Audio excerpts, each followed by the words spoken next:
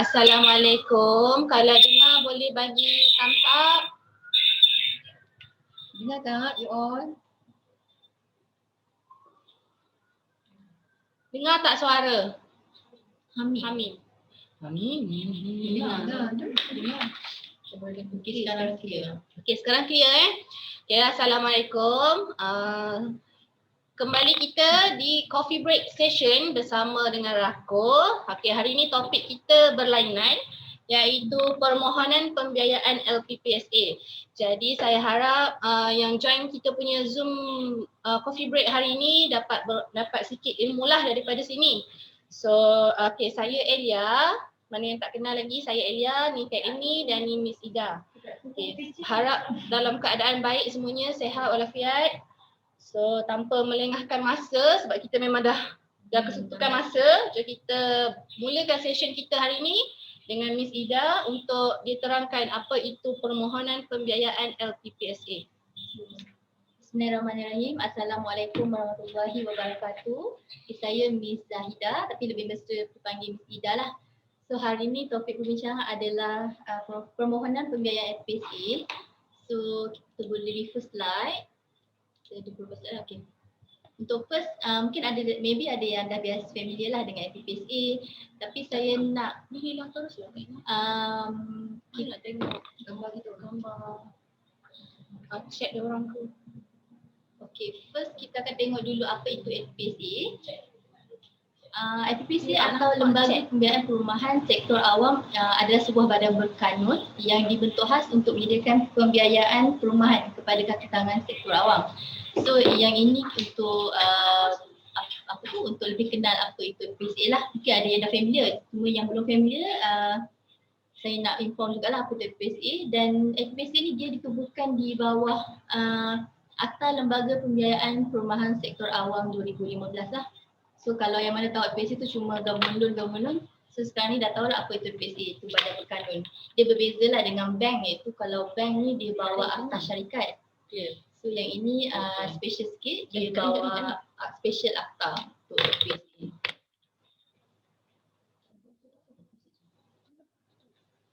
Okay, so perkara pertama yang perlu kita tengok untuk permohonan pembiayaan LPPSA ni adalah kita semak dulu kelayakan pemohon, sama ada pemohon tu layak atau tidak untuk memohon pembiayaan LPPSA lah.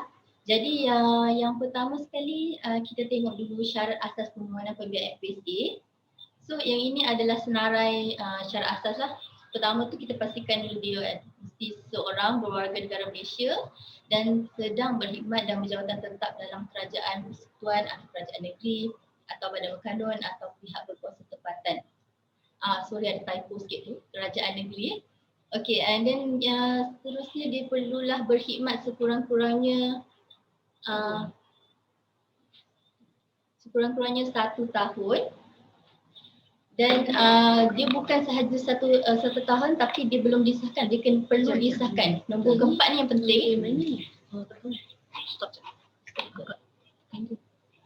Okay, sekejap ada technical problem sikit. Tak share pun lagi. Dia tak nampak terus tak? Tak nampak. Kita back balik lah. Okay. Start dengan syarat.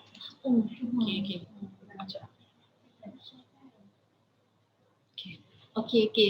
Kita patah balik dekat slide pertama sebab mungkin tadi tak nampak kan. Okay, so kita start semula lah. Kita tengok balik apa itu LPPSA. So tadi tak nampak slide, sekarang dah nampak semua? Okay, so LPPSA itu adalah sebuah badan berkanun yang dibentuk khas untuk menyediakan pembiayaan perumahan kepada kaki tangan sektor awam, dan dia dibentuk dan ditubuhkan di bawah Akta Lembaga Pembiayaan Perumahan Sektor Awam 2015. So dia adalah special lah di bawah akta yang khusus untuk LPPSA ini sendiri. And then kita tengok pula syarat asas permohonan pembiayaan LPPSA.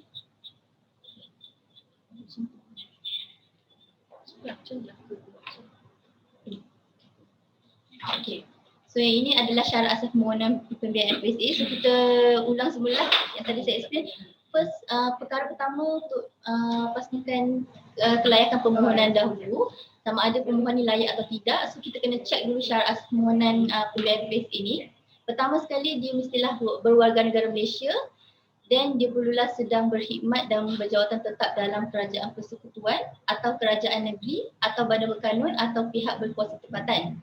And then pemohon mestilah berkhidmat sekurang-kurangnya 1 tahun. Kemudiannya dia perlulah telah disahkan ke dalam jawatan tetap. Jika yang ini penting dia perlulah disahkan. So kita akan check dia ada pengesahan surat pengesahan jawatan tetap lah. Tidak boleh berstatus kontrak lah.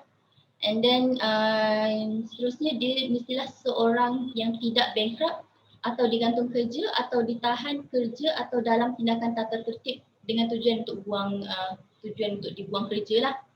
Seterusnya dia perlu terima permohonan sebelum bersara atau tamat perkhidmatan, sama ada bagi skim pension ataupun KWSP lah. So dua-dua permohonan tu mesti sebelum tamat bersara atau tamat perkhidmatan. And then yang the last one is dia mestilah diwajibkan mengambil perlindungan insurans atau takaful ke atas peminjam atau hartanah. So ada dua, nanti kita akan tengok MRTT dan LTHT lah. So next kita akan tengok, ini adalah overview untuk proses pembiayaan dan proses transaksi jual beli itu sendirilah. Okay, first proses adalah transaksi periksa kelayakan pembiayaan. So yang saya mention tadi, first sekali yang paling penting untuk jual beli hartanah memang ialah pembiayaan kan. So dalam kaki tangan sektor awam ni FPPSA, jadi kita periksa dulu kelayakan pembiayaan dia, and then kita akan proceed kepada proses signing untuk signing SMP, menandatangani perjanjian jual beli melalui peguam. Yang ketiga seterusnya, peguam perlu mendapatkan penyata baki hutang terkini. Okay, yang ini sekiranya penjual tu masih ada hutang lah. So kita akan minta penyata baki hutang daripada pihak bank ataupun mungkin penjual tu sendiri meminjam daripada FPSA. So kita akan minta penyata baki hutang daripada FPSA lah. Okey, seterusnya peguam perlu mendapatkan pengesahan pemaju bagi hak milik induk atau geran yang baru dikeluarkan. Yang ini memang diperlukanlah dokumen borang 5B ni memang diperlukan dalam permohonan FPSA ni. Jadi kita akan minta, peguam akan minta lah dengan pemaju. Ini untuk hak milik induk dan geran strata lah, pastinya geran strata atau individu yang baru dikeluarkan. Seterusnya, seterusnya baru kita proceed dengan permohonan di atas sana lah, permohonan online. Permohonan online ni ada beberapa butiran pemohon yang kita perlukan, butiran hartanah, dokumen-dokumen sokongan, detail-detail inilah pemohon dan hartanah lah nanti kita akan perlukan untuk kita key in dalam online. So next proses seterusnya pemohon, yang ni tadi saya dah mention juga, pemohon perlu melengkapkan dokumen yang telah disahkan oleh ketua jabatan. Yang ini biasanya kita akan guide, kita memang akan guide pemohon dokumen apa yang diperlukan lah. Biasanya ada beberapa dokumen yang kita perlukan daripada ketua jabatan. Contohnya surat pengesahan jawatan pemohon tu sendirilah. And then proses seterusnya menghantar borang permohonan kepada pihak JPPH. Yang ni kita borang permohonan kepada JPPH ni kita perlukan dia punya evaluation report daripada JPPH. So yang ni biasanya kita pihak penguasa kita akan hantarlah surat kepada JPPH beserta beberapa dokumen, attachment dokumen lah pada JPPH. And then proses seterusnya penghantar borang permohonan kepada pihak FPSA beserta surat akta penerimaan daripada JPPH. So borang-borang permohonan online beserta dokumen sokongan semuanya tu kita akan attach bagi kepada FPSA beserta dengan acknowledgement lah surat penerimaan daripada JPPH tu, surat yang kita dah hantar kepada JPPH untuk mohon valuation report tu. So dia punya pengakuan terima tu, surat cover letter kita attach dalam surat kepada PSA lah. And then permohonan diluluskan oleh, proses selanjutnya permohonan akan diluluskan oleh pihak permohonan pihak FPSA. So itu adalah overview proses daripada semak kelayakan, sign SMP dan seterusnya permohonan hantar permohonan kepada PSA lah. Okay, so far kita dah sentuh bahagian syarat-syarat asas. Kita dah sentuh apa itu FPPSA, mana yang tak pernah jual beli mesti tak tahu apa itu FPPSA. Okay, overview ni adalah flow chart ataupun proses yang orang kata yang dah disingkatkan lah untuk bagi kita faham proses-proses ni. Tapi kalau ikut overview ni adalah step-stepnya. So mana yang dah ada kes FPSA tu biasanya mereka familiar lah. Okay. So kalau yang mana yang tak pernah ada FPSA, akan datang ada FPSA, mungkin kita akan lebih tahulah apa itu FPSA. So untuk seterusnya kita akan ke syarat kelayakan maksimum pembiayaan. So faham tak? Ada nak tanya tak? Kalau nak tanya boleh check kat sini.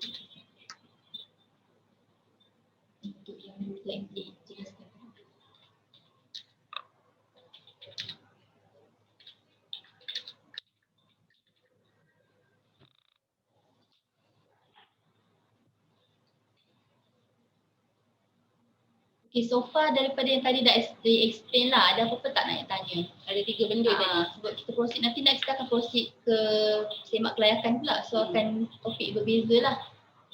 So yang first ni syarat asas dan overview PPSA ni. Okay, Rako memang panel dengan FPSA, jangan risau. So far kita fully panel dengan FPSA lah. Dan dah banyak FPSA yang kita buat.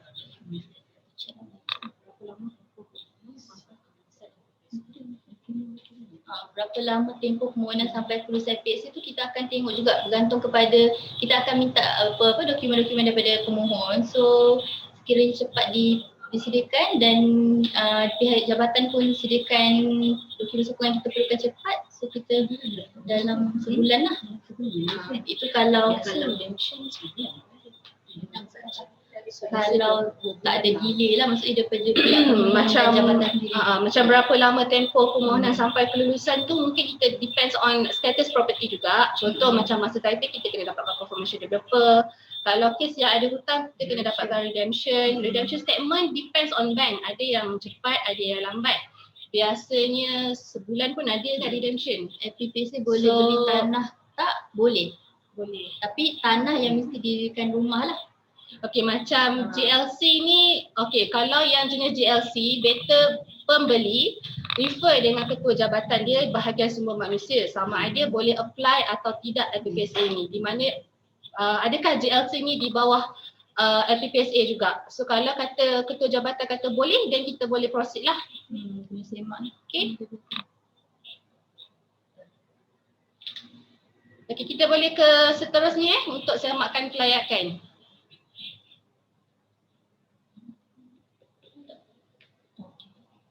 Okay, so yang ini untuk syarat kelayakan, kita akan semak pula macam mana nak semak kelayakan maksimum pembiayaan perumahan sektor awam bagi pemohon itu sendiri. Yang ini adalah panduan secara umum lah yang disediakan oleh PPSA. Yang ini panduan secara umum untuk kelayakan maksimum dia. So kita akan tengok pendapatan bersih. Yang ini guideline daripada PPSA sendiri, pendapatan bersih dia berapa, so kelayakan maksimum dia berapa. Kita tengok dekat sini lah, ini secara umum panduan dia. So dekat situ saya ada note pendapatan bersih tu bermaksud jumlah gaji pokok dan elang tetap ditolak dengan potongan wajib yang diambil kira oleh lembaga. So nanti kita akan tengoklah apa itu yang dikira elang tetap dan apa yang dikira potongan wajib oleh PPSA itu sendiri. Tapi pendapatan bersih tu itulah maksud dia, perlu ditolak dululah. Okey. So untuk kiraan lebih detail sebenarnya nanti berdasarkan kalkulator FPPSA, itu nanti next slide kita akan tengoklah. Okey, yang ini adalah senarai allowance yang diambil kira oleh pihak FPSA. Okay, first tu iaitu imbuhan tetap khidmat awam atau imbuhan tetap kerajaan, imbuhan tetap perumahan atau allowance perumahan wilayah, imbuhan tetap jawatan utama, bantuan sara hidup atau bantuan insentif wilayah dan allowance pemangku lah. So ini adalah allowance yang diambil kira oleh PPSA. Yang ni kita akan boleh tengok dari slip gaji pihak pemohon sini lah kalau kita mahu awam sini. So next ni adalah potongan wajib yang diambil kira oleh PPSA. So ini adalah senarai dia. First adalah KWSP, Pekeso, Syarikat Pendapatan, arahan mahkamah ataupun arahan mahkamah syariah, bayaran balik gaji dan bayaran pinjaman perumahan persekutuan kerajaan negeri atau badan berkanun. Okey, ini adalah contohlah paparan kalkulator FPPSA. Yang ni boleh akses dalam website FPPSA sendiri. Website FPPSA ada kalkulator pembiayaan lah. Tapi biasanya pihak kami, pihak Rakus sendiri memang akan boleh checkkan, bagi tahu berapa dia punya butiran pemohon, butiran gaji payslip dia lah. So kita akan check. Betul. So tadi kita sentuh maksimum kan kelayakan. Okey, jadual tu kita boleh refer untuk kita punya rujukan, tapi kalau kata tak sure, boleh je PM Elia ataupun PM Kak mana yang dah biasa dengan Kak boleh refer ke Amy untuk cek kelayakan. So mana yang dah biasa dengan Elia boleh refer Elia juga untuk kita cek kelayakan melalui kalkulator pembiayaan LPPSA. Sebab kalkulator ni dia tak adalah orang kata nak tepat 100% pun, tapi kita boleh rujuk dari sinilah. So kalau kata macam kita nak open file, kita nak tahu adakah klien kita ni layak atau tak, boleh check melalui kalkulator. Ataupun kalau macam buyer ni tak macam dia kata tak sure juga kalkulator ni betul ke tak, so dia pun boleh check juga dengan ketua jabatan dia bahagian sumber manusia. Yang itu pun ketua jabatan biasanya dia orang akan check juga kelayakan dia orang punya staff lah. Kalau macam ketua jabatan check, biasa dia orang akan keluarkan surat surat kelayakan. Yang tu lagi better lah. So yang surat tu kita boleh guna untuk kita attach masa apply LPPSA nanti. Tapi untuk kalkulator ni kita orang boleh bantu, jangan risau. Hanya perlukan payslip sebulan yang terkini dan juga beberapa info lah yang nanti boleh PM tepi. Kita akan bantu anda semualah. So seterusnya kita akan pergi kepada carta ahli proses pembiayaan LPPSA. Kalau ada nak tanya boleh type dekat chat. Kita boleh Ida atau Kak Imi boleh direct jawab. So yang ini adalah carta ahli proses pembiayaan. Okay, first kita dah tengoklah tadi permohonan online dan penerimaan tawaran. Yang ini adalah first step lah. Seterusnya permohonan online penerimaan tawaran ni yang melibatkan dokumen apa semua, borang-borang LMS semuanya lah. And then proses seterusnya pemprosesan dan kelulusan. Kita akan tunggu dokumen permohonan diproses dan seterusnya kelulusan oleh FPSA lah. Lepas tu seterusnya proses cagaran harta kepada FPSA. Ini semua akan melibatkan dokumen-dokumen khusus lah.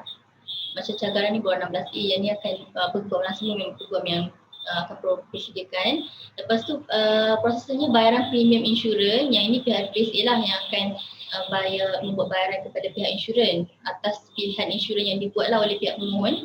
Lepas tu pengeluaran bayaran akan dibuat oleh pihak FPSA.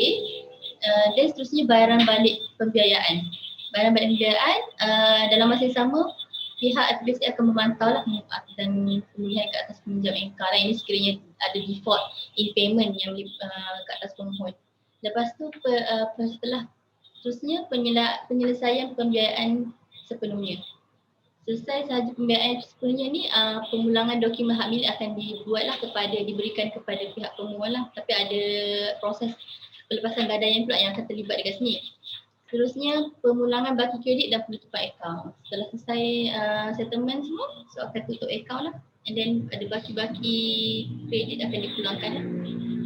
So itu adalah carta ahli secara general untuk proses pembiayaan FPSA. So next kita akan tengok permohonan online itu sendiri.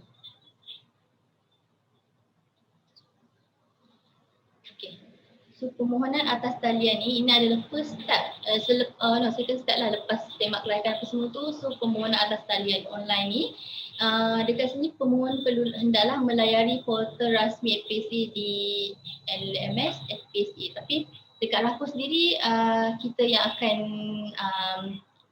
guide lah, kita akan buat permohonan tu. Kita akan tanya sama ada pemohon ni, peminjam ni dah ada akaun belum dalam sistem FPSA LMS tu sendirilah.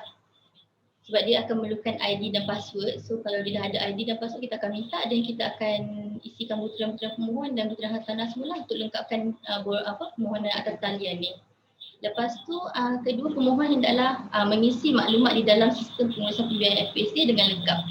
Yang ini pemohon, tapi di sini kami yang akan buat jugalah. Lepas tu pemohon perlu mencetak borang LMS dan mendapatkan pengesahan daripada ketua jabatan pemohon. Yang ini kita akan biasanya pihak Rakus akan forward borang LMS ni kepada pihak peminjam dan dia akan dapatkanlah sign pengesahan daripada ketua jabatan. dan ada beberapa dokumen. Okey, borang LMS perlu diserahkan kepada seterusnya borang LMS perlu diserahkan kepada FPSA beserta dokumen sokongan yang diakui sah. So nanti kita akan ada beberapa dokumen sokongan yang perlu di CTC-kan, diakui sah. Nanti lepas ni kita akan tengok next slide, kita akan tengoklah apa sahaja dokumen sokongan yang diperlukan tu. Lepas tu last kita akan tengok borang LMS hanya sah dalam tempoh 60 hari dari tarikh permohonan dan dokumen-dokumen sokongan. Pemohon online tersebutlah dalam tempoh 60 hari perlu diserahkan kepada PSA. Maksudnya dia punya tempoh valid tu borang online tu adalah 60 hari.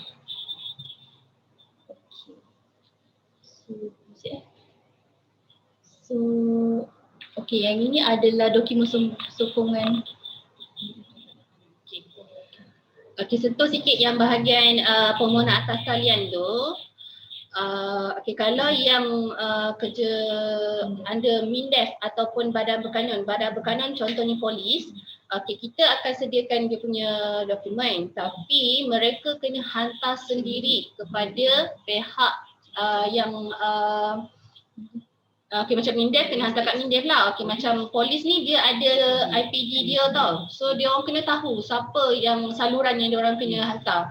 Macam untuk dua ni memang kita tak boleh melalui lawyer. Lawyer hanya completekan dokumen dan pass kepada pihak pemohon. Pemohon kena hantar kepada jabatan mereka lah.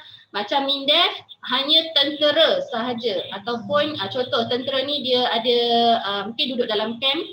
Mungkin dia ada kursus, so susah dia nak hantar melalui MINDEF. Okay, dia boleh minta wakil, tapi hanya yang berjawatan tentera lah saja yang boleh hantar ke MINDEF. Okay, yang tu pihak MINDEF yang hantar, jadi kita tak tahu berapa tempoh yang dia orang ambil. Macam kita orang lengkap, kita orang hantar terus. Macam MINDEF ni tak sure dia orang punya hantar permohonan tu macam mana. So yang tu kita kena follow up je lah. Tu pemohon yang kena follow up sendirilah dengan MINDEF dan juga badan berkanun mereka. So kita pergi kepada dokumen sokongan ni. Okay, so next, okay, ni adalah dokumen sokongan yang diperlukan untuk kita submit kepada PSA beserta dengan borang LMS tu. Okay, first slip gaji 3 bulan terkini, and then salinan kad pengenalan pemohon, 3 surat pengesahan jawatan berpencen atau skim KRSP yang menggunakan letterhead jabatan pemohon lah. So yang ini memang ada khusus surat pengesahan jawatan berpencen atau skim KRSP ni. Pemohon sepatutnya adalah waktu dia disahkan jawatan tu memang dah sama ada dia skim berpencen ataupun KWSP. Terusnya surat pengesahan dari ketua jabatan menggunakan letterhead jabatan pemohon. Yang ini dia pengesahan jawatan dia. Yang ini address kepada sini. Ini surat pengesahan jawatan. Okey, surat pengesahan jawatan memang kepada PSA. Okey. Lepas tu iringan dari ketua jabatan tu ada dua. Okey, satu alamat kepada PSA dan satu alamat kepada JPPH. JPPH ni kena ikut kawasan. So kalau macam contoh kawasan Kajang ni ada JPPH Bandar Baru Bani. So kalau macam tak confirm JPPH mana yang buat value tu boleh refer Elia atau ke Amy lah. Nanti kita akan bagi alamat penuh pada pembeli untuk dia bagi kepada pihak ketua jabatan lah. Okay. Okay, so lepas tu next borang 1, permohonan laporan penilaian. So yang ni yang kita akan borang permohonan kepada JPPH ni untuk kita mohon laporan penilaian lah. So namanya borang 1. Yang ni pun kita akan bagi pada pemohon untuk dia sign lah. Lepas tu borang permohonan online LMS ni dia termasuk dia ada beberapa set of document tau. Satu adalah borang akuan pemilihan insurans atau takaful. So ini pemohon perlu decide lah syarikat insurans atau takaful mana yang dipilih. Seterusnya borang setuju membayar wang beza. Yang ini sekiranya adalah maksudnya dia punya jumlah pinjaman tu ada baki beza dengan differential sum dengan purchase price. Lepas tu borang 2 iaitu surat persetujuan menyelesaikan baki hutang pinjaman atau pembiayaan perumahan serta faedah atau keuntungan dari gaji dan apa-apa faedah persaraan dan terimaan daripada kerajaan. Okay, sorry dia 3 je bukan 4 5 tu dia silap sikit. 3, dia 3 borang LMS ni terdiri daripada termasuk 3 dokumen ni lah di one set lah. Lepas tu yang ketujuh salinan borang laporan penilaian daripada Jabatan Penilaian dan Perkhidmatan Harta JPPH. So ini adalah antara dokumen sokongan yang diperlukan yang kita perlu submit kepada FPSA beserta dengan borang LMS sendiri. Okey, Okey, sekejap. Okey, sentuh pasal dokumen sokongan. Okey, kat nombor 3 tu iaitu surat pengesahan jawatan berpencen atau skim KWSP yang menggunakan letterhead jabatan pemohon. Okey, ada setengah payslip pembeli ni, dalam payslip masih ada potongan KWSP. Tapi bila kita confirmkan dengan pembeli ni dah sahkan, dia dah ambil skim pencen. Jadi untuk KWSP tu dia memang akan ambil masa untuk keluar daripada dia punya potongan. Apa yang kita perlu buat adalah dia kena bagi kat kita surat pengesahan berpencen. Yang tu kita perlu dapatkanlah. Kalau tidak, dia punya loan tu adalah under scheme KWSP. Jadi kat situ dia memang ada beza pencen dengan KWSP ni dia akan berpengaruh kepada kita punya tahunan tempoh pembiayaan kat situ. So kalau kata dalam kita tengok kita punya pembeli tu ada KWSP, boleh tanya dengan dia. Under scheme KWSP ke scheme pencen. Okay?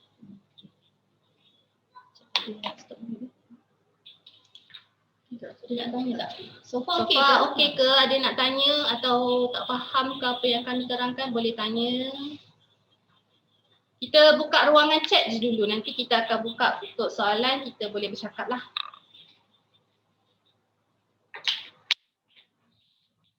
Kalau ada boleh type dekat chat.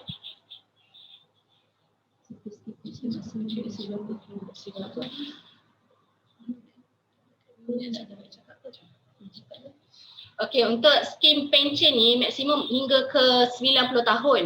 Okey, itu kalau skim pencen lah. Untuk skim KWSP bergantung kepada mana yang datang dahulu. Sama ada 35 tahun ataupun selama tempoh dia berkhidmat. Contoh umur dia 40, dia pencen umur 60. So dia ada baki 20 tahun saja. Itu adalah skim KWSP.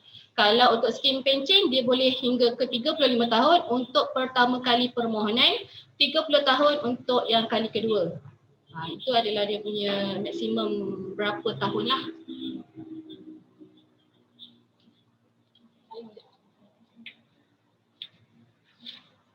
Okey, ada pertanyaan lagi ke?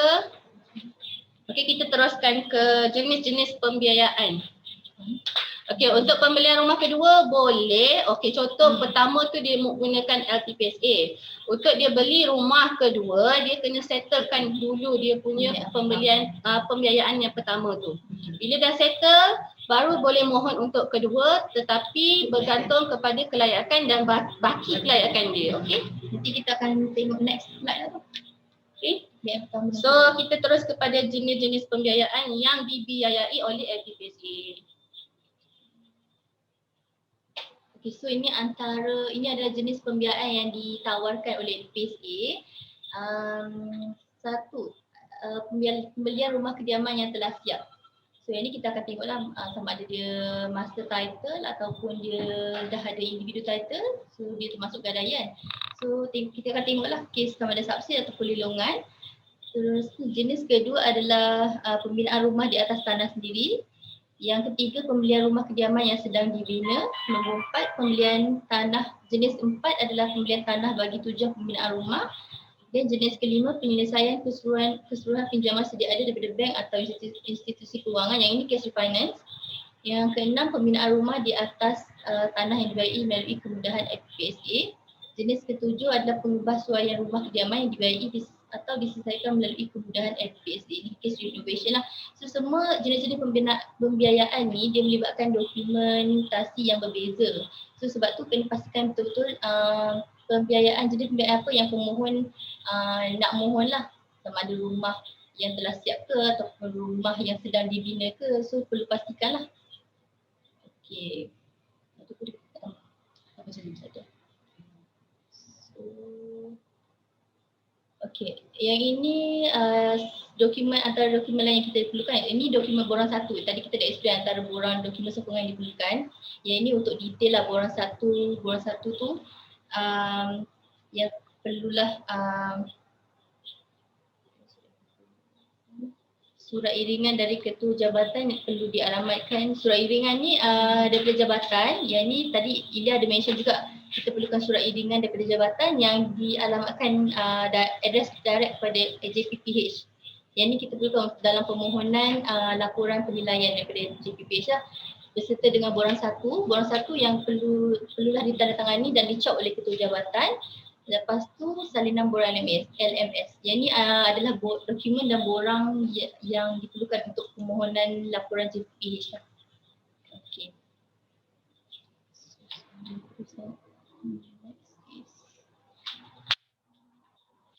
Okay, ini contoh surat edaran ketua jabatan. Yang ini pihak jabatan, kita akan bagi pada pemohon template ni untuk dia minta kepada pihak jabatan untuk keluarkan surat ni, surat permohonan pembiayaan FPSA ni.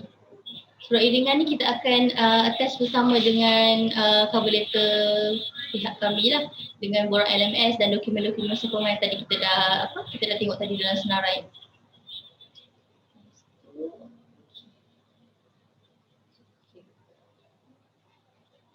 Okey, yang ini, okey ini bila mana pembiayaan telah diluluskan. Bila mana pembiayaan telah diluluskan, pihak FPSA dia akan emailkan surat setuju terima, letter offer kepada pemohon, dia akan emailkan.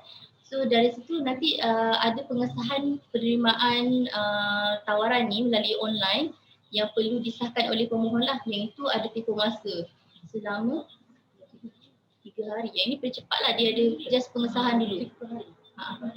Pengesahan secara online 30 hari. Dalam tempoh 30 hari dia perlu buat pengesahan penerimaan tawaran tu lah. Yang tu belum memorandum acceptance ke apa lagi, tapi ni adalah secara atas salian dulu pengesahan penerimaan. Seterusnya pemohon perlu mencetak surat setuju terima tersebut dan menandatangani serta mendapatkan pengesahan dari ketua jabatan. So letter offer tu yang daripada email tu biasanya kita lah yang akan printkan dan kita akan bagi pemohon untuk sign dan dapatkan pengesahan daripada ketua jabatan jugalah. Lepas tu pemohon perlu menyerahkan surat setuju terima tersebut kepada FPSA dan juga kepada pihak perguam dalam tujuan penyediaan. Untuk kita akan prepare loan dokumen lah. So LO tu perlu ditandatangani dan kita akan stamping, itu semua itulah yang kita mention. Memang Rafu akan prepare dari A to Z. So letter offer pun kita akan print, kita akan bagi pemohon sign, kita akan proceed dengan penyetiaman. So letter offer perlu di stamping lah. Dan kita akan proceed bersama dengan penyediaan dokumen pinjaman.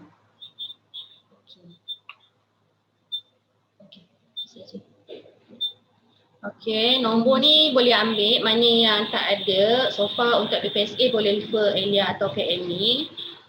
So kita buka soalan untuk kita punya sesi hari ni. So far kita dah habis kita punya sesi. So kita go through satu-satu dulu soalan yang ada ni. Sekejap ya. Okey, tadi yang Cik Azman untuk pembelian rumah kedua tu saya dah jawab. Okey, untuk boleh ke combine loan LPPSA suami dan isteri? Okey, suami dan isteri kalau dia LPPSA dua-dua adalah government, boleh, tak ada masalah. Sebab tadi kita sentuh, sebenarnya pembiayaan dia ada dua, pembiayaan individu ataupun pembiayaan bersama. Okey. So yang ni suami isteri termasuk pembiayaan bersama lah. Cumanya dia kena check kelayakan tu asing lah. Okey. Okey, untuk soalan yang seterusnya. Jika tempoh pinjaman pertama hanya 20 tahun iaitu hingga usia 56 tahun, boleh tak pohon dipanjangkan tempoh ke 90 tahun?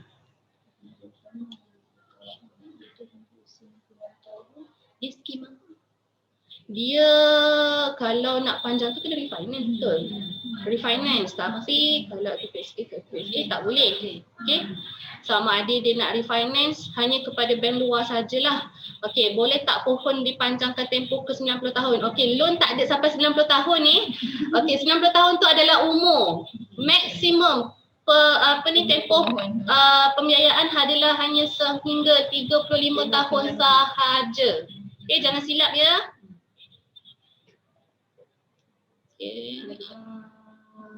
Okey, takaful untuk LPPSA cuma boleh ambil MRTT. Boleh ke pemohon apply MLTT? Tak boleh. Okey, LPPSA ni untuk insurans wajib ambil dengan LPPSA. Tak boleh tak ambil. Dia hanya tawarkan MRTT sahaja. MLTT tak ada. Okey. Pembiayaan LPPSA akan masuk dalam CKIS report ke tak? Tak ada. Okey, so dia boleh apply lah.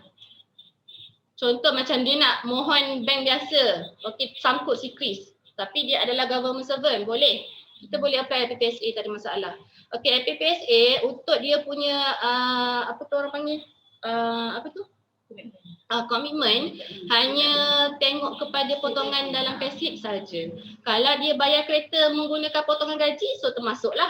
Okey, kalau dia dia bayar kereta melalui bank biasa, itu tak termasuk. Okey, ada lagi soalan?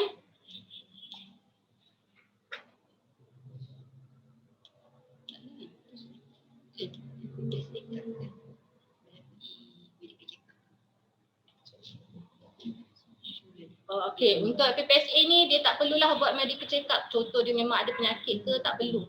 Dia memang akan involvekan semua. Nak dapatkan slide boleh, tak ada masalah. Boleh PM kita, nanti kita akan bagi, okey? Ataupun boleh letak email dekat sini, nanti saya boleh emailkan. Lagi ada pertanyaan lagi ke?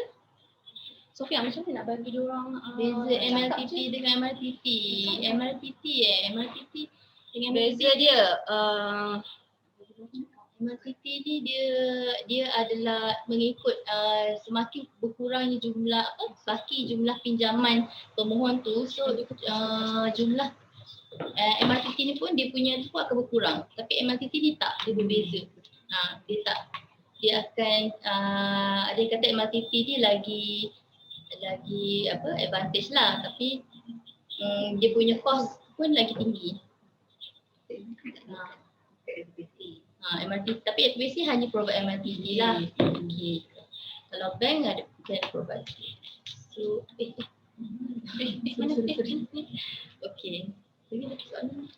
okey, sekejap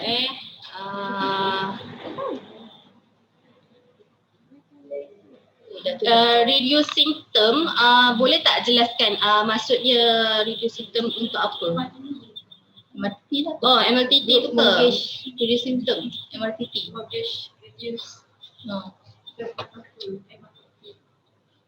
Tak compare tu soalan, reduce symptom. Reduce symptom je. Dia nak refer MRTP pun. So, kena guna panel takaful FPC sahaja ke? Ya. Betul. Panel FPC sahaja ke? Betul. Panel takaful FPC sahaja ke? Betul lah. Memang panel sahajalah. Ada senarai panel takaful FPC, boleh rujuk dekat website. Website FPC ada, boleh tengok lah. Okey, takaful memang dia banyak pilihan, tapi kalau buyer ni tiba-tiba dia nak pilih konvensional tak saya ada dua je yang kita boleh pilih.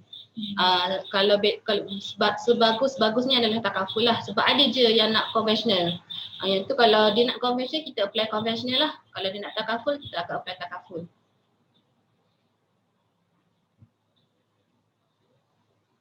MRTP cover rumah, kita macam MRTP cover rumah,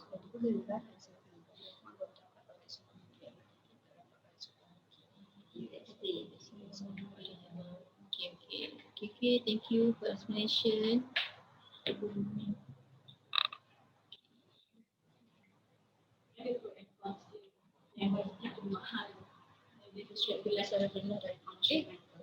Okey, rate LPPSA fix 4% saja. Dia tak ada pergi ke 4.5, 4.3 macam bank, dia depends. Ada kadang-kadang tinggi, kadang-kadang rendah.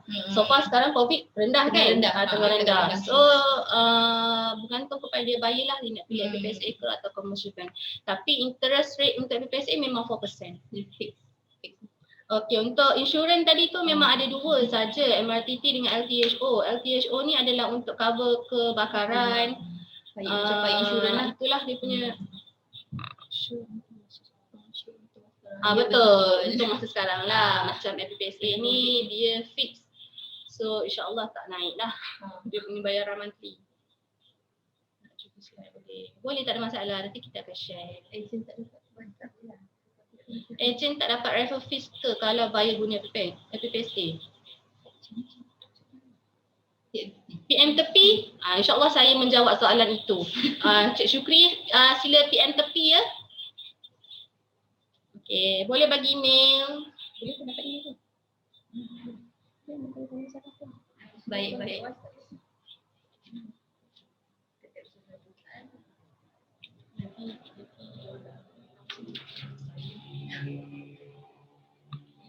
Okey, ada lagi tak soalan?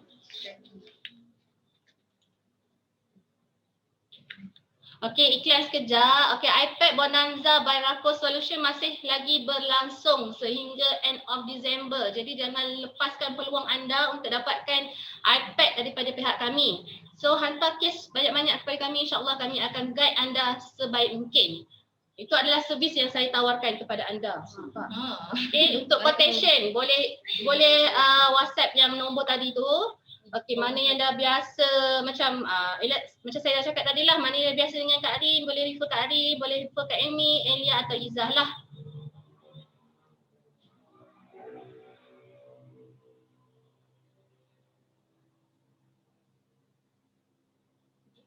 Okey, ada lagi tak? Sebelum kita tutup session coffee break kita pada hari ini.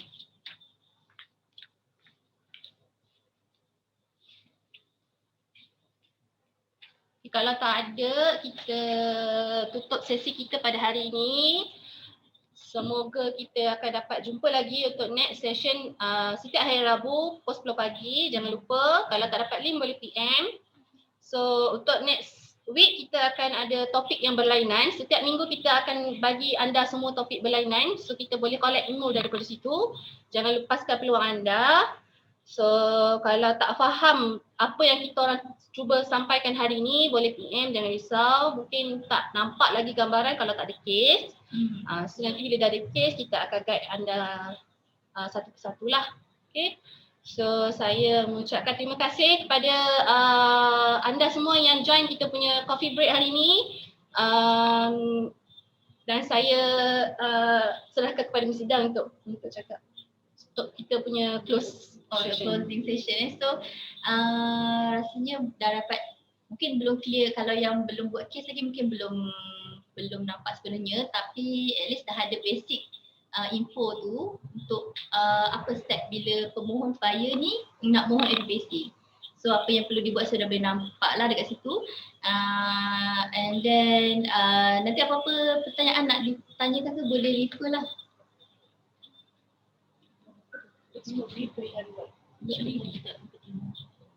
InsyaAllah kita cuba pertimbangkan apa yang di request. Nanti kita akan ajukanlah benda tu.